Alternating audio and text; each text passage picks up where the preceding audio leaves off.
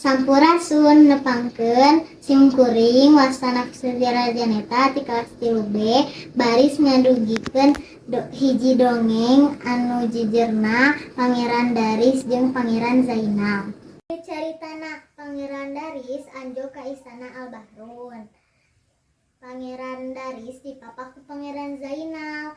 Pangeran Zainal nyarios ka Pangeran Daris yen aya masalah di nagarana. Warga salah sahiji pulo ngarasa keheul, warga ditindes jeung diperes ku suku Mayo.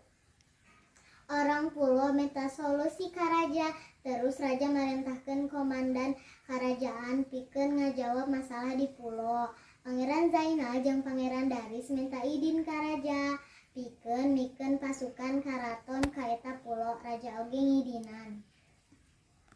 Pasukan kerajaan daratang ka pulo tempat cicingna suku Mayo. Aranjeunna ngajaga keamanan di dinya sakumaha oge suku Mayo masih neangan kalalayan pasukan. Lamun pasukan lalai, suku Mayo masih keneh terus neken jeung meures warga.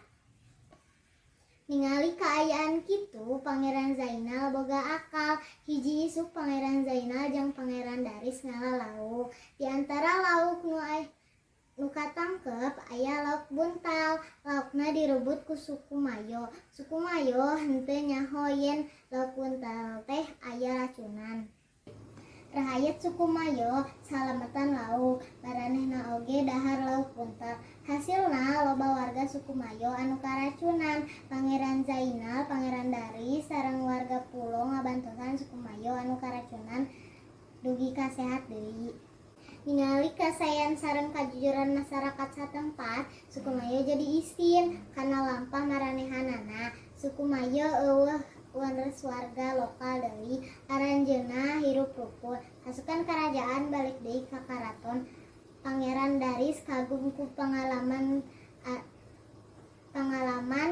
ieu. Tetela kakuatan fisik henteu salawasna dilawan ku kakuatan fisik. Sanajan kitu kalembutan jeung kaasih bisa naklukkeun sifat kasar hiji jalma. Rerencangan sadaya sakitu anu tiasa kapihatur. Hatur nuhun. Wassalamualaikum warahmatullahi wabarakatuh. Salam literasi. Rerencangan sadaya